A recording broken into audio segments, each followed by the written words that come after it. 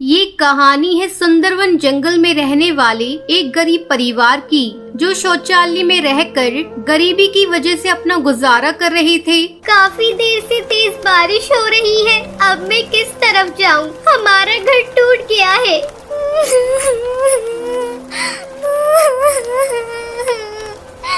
जा बेटी, अपनी बहन पिंकी को ले आ। फिर टुनटुनी पिंकी को ले आती है और तीनों पास के जंगल में छोटे से घर में चली जाती हैं। अब काफी तेज बारिश की वजह से और कमरा छोटा होने की वजह से उस कमरे में पानी आने लगता है। तभी उस पानी में सांप आ जाता है और पिंकी डर जाती है। तभी टूनी चिड़िया और टुनटुनी चिड़िया जल्दी से उस सांप को बाहर भगा देते हैं। फिर टुनटुनी रोते हुए कहती है,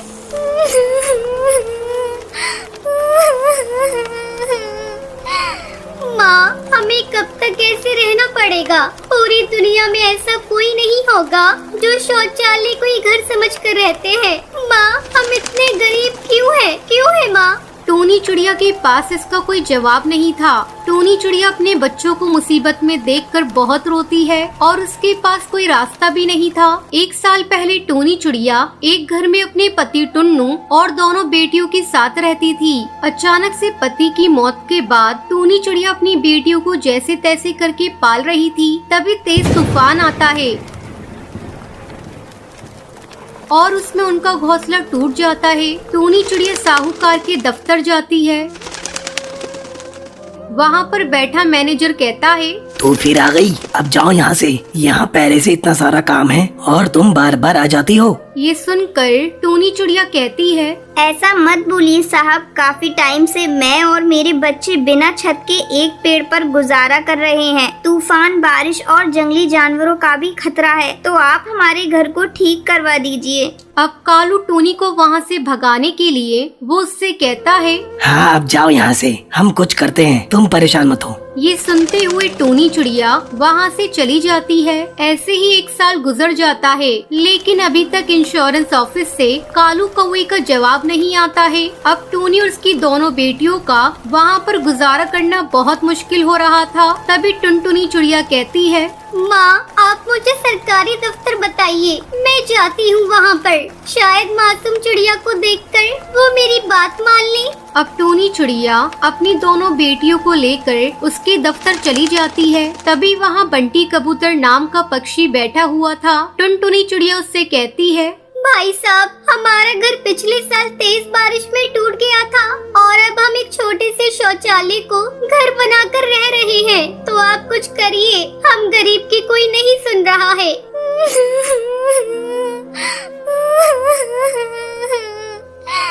अच्छा ठीक है, अब रो मत, मैं ऑफिसर से बात करता हूँ। अब ज्यादा काम की वजह से बंटी कबूतर टुनटुनी चिड़िया की बात को भूल जाता है। ऐसे ही कुछ दिन गुजर जाते हैं। एक दिन बंटी कबूतर की माँ नदी किनारे पानी पी रही होती है। तभी बबली कबूतरी का पैर फिसल जाता है। तभी वहाँ टुनटुनी आकर उसे बचा लेती है। बंटी की माँ बबली कबूतरी उससे कहती है, बेटा, तुम इतनी सी हो, तुमने अपनी जान की परवाह नहीं की और मुझे बचा लिया। अब तुम्हें कोई भी मदद की जरूरत हो तो मुझे बता देना। फिर टुनटुनी चिड़िया उसके सामने रोने लगती है और उससे कहती है,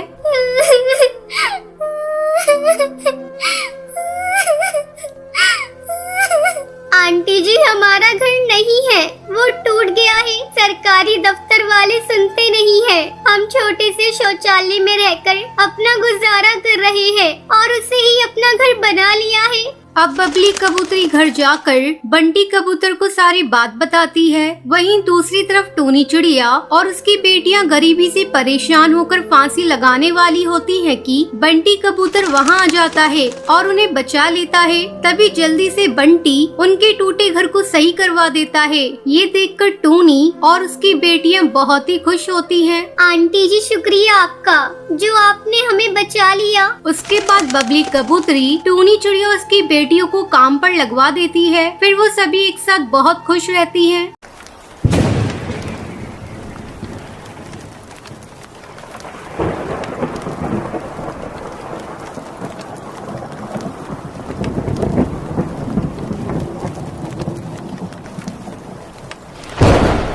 ये कहानी सुंदरवन के एक जंगल की है। उस जंगल में टुनटुनी चिड़िया एक पेड़ पर अपना घोंसला बनाकर रहा करती थी। उसके पास वाले पेड़ पर कड़कनाथ कौआ अपने परिवार के साथ रहा करता था। उसका एक बेटा था कालू कौआ, वो बहुत ही आलसी था। कुछ दिन पहले ही टुनटुनी चिड़िया ने एक अंडा दिया था और आज उस अंडे में से एक नन्ही चिड़िया बाहर आती है। आज मेरा माँ बनने का सपना पूरा हो गया। मेरी बेटी कितनी मासूम है, मैं इसे कभी भी कोई परेशानी नहीं होने दूंगी। इसी तरह कुछ दिन गुजर जाते हैं। एक दिन टुनटुनी चिड़िया भोजन की तलाश में जा रही थी। तभी कालू कौआ उसके घोंसले के पास आता है। अरे कालू भैया, अच्छा हुआ जो तुम आ गए। मैं अभी आपके पास ही आने वाली थी। क्यों, क्या हुआ? कालू भैया, मैं भोजन की तलाश में जा रही हूँ। आप मेरी बच्ची का ख्याल रखिएगा, मैं अभी आ जाऊंगी। ठीक है बहन, तुम जाओ, मैं तुम्हारे बच्चे का ख्याल रखूंगा, लेकिन आते समय मेरे लिए भी भोजन लेती आना। हाँ हाँ कालू भैया, आप चिंता मत करिए, मैं जरूर लेती आऊंगी आपका भी भोजन। इतना कहकर टुनटुनी चिड़िया भोजन की तलाश में चली जाती है। कालू कौआ चिड़िया की बेटी की देखभाल करने लगता है। थोड़ी देर बाद जब टुनटुनी भोजन लेकर आती है। कालू भैया, आपका बहुत बहुत धन्यवाद जो आपने मेरी बच्ची की देखभाल की। ये लीजिए, मैं आपके लिए भी भोजन लेकर आई हूँ। ठीक है टुनटुनी चिड़िया, अब तुम अपनी बच्ची का ख्याल रखो, मैं अपने घर जा रहा हूँ। इस तरह टुनटुनी चिड़िया रोज भोजन लेकर आती और कालू बैठा बैठा ही खाता है। धीरे धीरे कई महीने गुजर जाते हैं और बारिश का मौसम शुरू हो जाता है। तब एक दिन टुनटुनी चिड़िया कहती है, मैं इस बारिश से अपनी बेटी को कैसे बचाऊं? मेरी बेटी इस बारिश में भीग रही है। मैं कालू के पास जाकर मदद मांगती हूँ, शायद कालू मेरी मदद करे। टुनटुनी चिड़िया कालू के पास जाती है। भैया, इस बारिश में मेरा घोंसला पूरा भीग गया है। अब मेरा घोंसला पता नहीं कब टूट जाए। क्या बारिश रुकने तक आप मुझे अपने घोंसले में रहने दे सकते हैं? मैं अपनी बेटी को अपने साथ लेकर आई हूँ। टुनटुनी चिड़िया, मैं तुम्हें साफ साफ बता देना चाहता हूँ, मेरे घोंसले में इतनी जगह नहीं है मैं तुम दोनों माँ बेटी को रख सकूँ। तुम कोई दूसरा आशियाना देखो। टुनटुनी चिड़िया मन मटोस कर वहाँ से चली जाती है। धीरे धीरे बारिश तेज हो रही थी। अचानक टुनटुनी चिड़िया को एक पेड़ में बड़ा सा सुराख दिखाई देता है। टुनटुनी चिड़िया अपनी बेटी को लेकर उस सुराख में छुप जाती है। सुबह हो जाती है लेकिन बारिश नहीं थमती। टुनटुनी चिड़िया अपने घोंसले की मरम्मत करने लगती है। अब टुनटुनी चिड़िया का घर बारिश में भीगने से बच जाता है। इस बार टुनटुनी चिड़िया अपने घोंसले को छाते से ढक देती है। कालू कौवा टुनटुनी के घोंसले को देखकर कहता है, अरे ये टुनटुनी चिड़िया तो बहुत ही चालाक निकली, इसने तो अपने घोंसले को छाते से ढक लिया है। मैं मौका देखकर इसका छाता चुरा लूंगा और अपने घोंसले में लगा दूंगा। एक दिन जब टुनटुनी चिड़िया अपनी बेटी के साथ भोजन की तलाश में गई थी, तब कालू कौवा टुनटुनी चिड़िया के छाते को चुरा लेता है और उसे अपने घोंसले में लगाने लगता है। तभी भुल्ला चील वहाँ आ जाता है और वो कालू से छाता छीन लेता है। कालू कौवे, तुमने बहुत गलत किया। तुमने टुनटुनी चिड़िया का छाता चुरा लिया। अभी जाओ जाकर ये छाता टुनटुनी चिड़िया के घोंसले में लगाओ। अगर तुमने ऐसा नहीं किया तो मैं तुम्हें मार डालूंगा। भुल्ला चील के डर से कालू कौवा छाता ले जाकर टुनटुनी चिड़िया के घोंसले में लगा देता है। फिर उस जंगल के सारे पक्षी और टुनटुनी चिड़िया अपनी बच्ची के साथ खुशी खुशी रहने लगती है। एक गांव के जंगल में टूनी और टुनटुनी नाम की दो बहनें रहा करती थी। दोनों का स्वभाव एक दूसरे से बहुत अलग था। टूनी अक्सर शहर जाने के सपने देखा करती थी। एक दिन टूनी टुनटुनी से कहती है, टुनटुनी, इस गांव में मेरा दम घुट रहा है। काश हम लोग भी शहर में रहते तो अपने दिन भी मजे से कटते। तुझे पता है, कल ही कालू कौवा शहर से आया है। वो शहर की बहुत तारीफ कर रहा था। तब टुनटुनी अपनी बहन को समझाते हुए कहती है, लेकिन दीदी, तुम्हें पता भी है शहर में रहना कितना कठिन हो गया है। शहर में ना तो पीने के लिए पानी मिलता है और ना ही सांस लेने के लिए ताजी हवा। चुप हो जा, बड़ी आई शहर की बुराई करने वाली। तुझे ये सब कैसे पता? ओहो दीदी, ये सब मैंने अखबार में पढ़ा था। टुनटुनी, तुझसे कुछ भी कहना बेकार है, तू नहीं समझेगी। खैर टुनटुनी, मैं कालू कौवे से मिलने जा रही हूँ। इतना कहकर टूनी चिड़िया वहाँ से चली जाती है और कालू कौवे के पास पहुंचकर टूनी कहती है, कालू, मेरा भी शहर जाने को बहुत मन करता है, लेकिन क्या करूँ? जब भी कहती हूँ मम्मी पापा मुझे डांटने लगते हैं।